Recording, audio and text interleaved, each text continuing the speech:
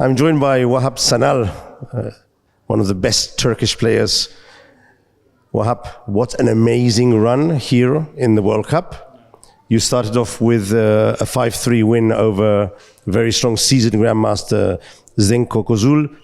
Then you defeated Absutorov 1.5 to half. That was a huge surprise of the round, although I'm sure that it was a very interesting match. You went on to defeat Korobov by 3-1, and you only were eliminated yesterday by the legend Ivanchuk 3.5, 2.5. Tell us about the run you've had here. Were you expecting it? Had you worked to get to achieve these results? What's the last year been for you in preparation for this World Cup, Vahap? Yeah, so first of all, maybe this was not expected from me because of my age and rating, but I mean, I am always optimistic. Actually, maybe that's actually one of the reasons that I couldn't improve, I think, before. I was always going to tournaments that I thought like I'm perfectly prepared and everything will be fine and I would just get bad results.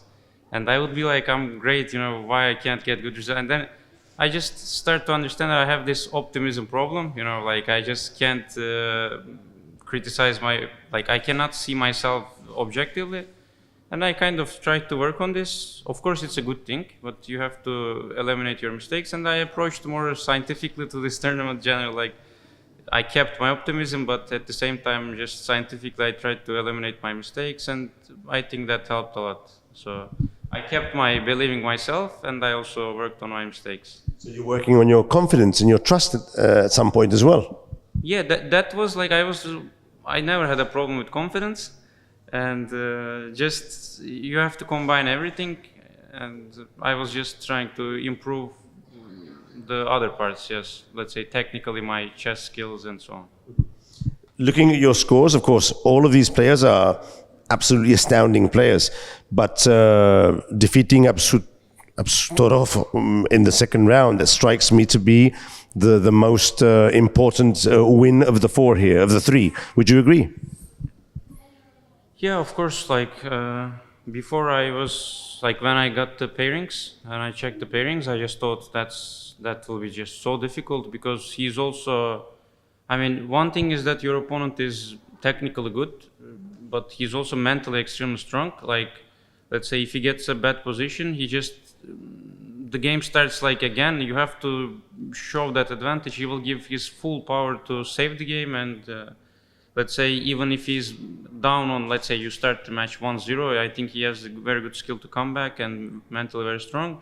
And also his dedication to chess is one of the top in chess world. So I just thought that will be tough, but generally, like I just try to, my general mentality was just give your best and whatever happens, just accept it. And both ways are fine. If it goes wrong, I'll go back, work again, just my main focus was to give my best. Let's say I didn't want to go home and realize that I just gave my 50%. I just want to give 100% and then everything was fine. Sounds very, very refreshing. Before talking about the match with Ivanchuk, I'd like to just mention, especially for the audience who maybe don't know you so well, of course, you're 25 years old. You have a peak rating of 2601, which for sure will be left behind very soon, I'm sure. But there was two things that struck me sharply when I was reading your biography. Of course, you're 2 times Turkish champion, but more importantly, in 2006, you were the youngest player ever to make your debut with the Turkish national team. Is this correct, or is this something wrong? 2006. No, I think that's just the youth championship. I think that's wrong. Okay, so it can't be maybe some rapid event with because it did say Turkish national team, and I was very surprised. I think it's wrong. Yeah. I think it's wrong. I would like to say it's true, but I played in 2012 Chess Olympiads because it was organized in Turkey, and I played in B or C team of Turkey. So 2012, I was like 4. Okay, actually nowadays when you're 14. There are 1,000 players who plays in national teams, but then it was good. Yeah. So yeah, that's very typical, playing in the B or C when the tournament is organized. Yes. Okay. touching on the organization of the Olympiad in Turkey, I know because I have several students that play regularly in Europeans and World Championships in Turkey. There was a huge boom of Turkish chess, especially kids chess. Do you think that yourself and other prominent Turkish players, and now Ediz, who's also very young, have really taken advantage of this boom? Could we say that that's one of the reasons that Turkish chess is at the level it's at now? Yeah, so as a country, we don't have this chess culture, let's say 60 years ago. We don't have this. So chess started very recently comparing to other countries. And so we are introducing the game to the public in Turkey very recently. Like maybe 20 years ago, public started to see that, wow, this is like some professional game. And then, of course, once that introduction was made, the public was just into it very fast.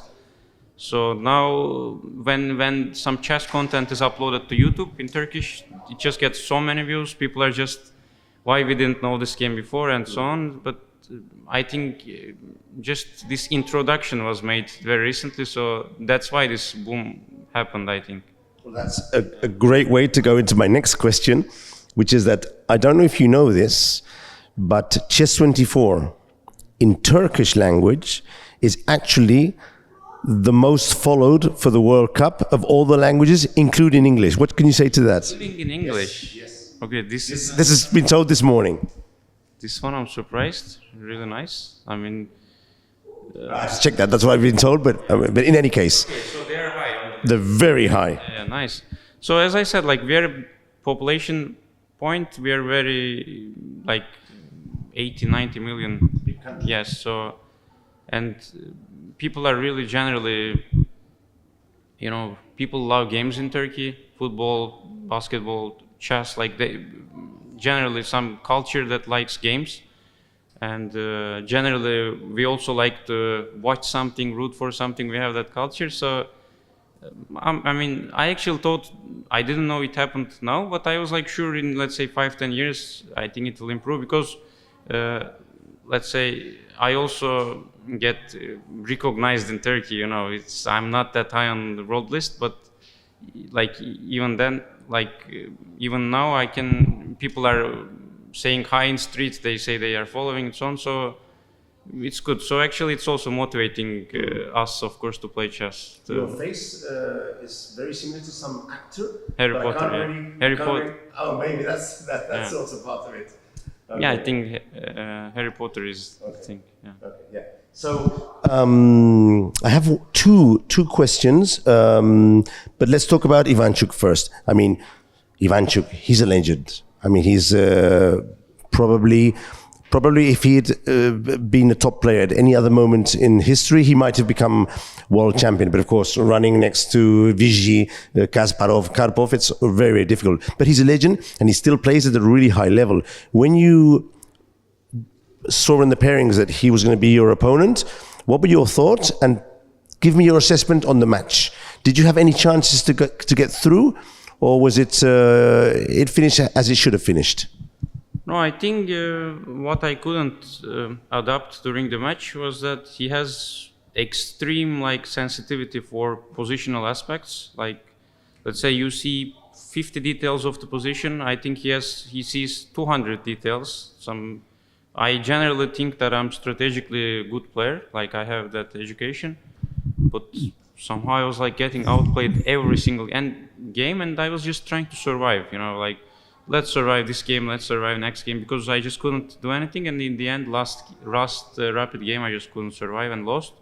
So, generally, the reason that I couldn't show some equal level was this strategical understanding. I think he had that very high level. I mean, at least comparing to my other experiences in chess, this was the highest level that I saw, actually. So you really noticed the playing against a player of such a level? Yeah, he just has huge sense. Like, as I said, there's just chess has, I think, so many details, like in every position, and you see most of the details, but I thought I'm good at this, but he was just much better. He was just understanding these nuances so sensitively, and I just couldn't match with him there. It was also a very close game. It came down to the second, I think the second 10-10 game, where he got in this F5, which even it was so unclear to me. I was watching it at the moment. In the interview, he said afterwards that maybe there was some defense, but he wasn't totally sure either. Yeah, actually, what I watched the interview, the line he was saying that when he played F5, I have to take with bishop, but there I missed bishop H6, rook G, so F5, bishop F5. This is the line that he suggests. And what I missed here is that bishop H6, rook G6, bishop H5, and here I could play knight F8. This move I saw, but I thought it's not possible because of bishop F8 move.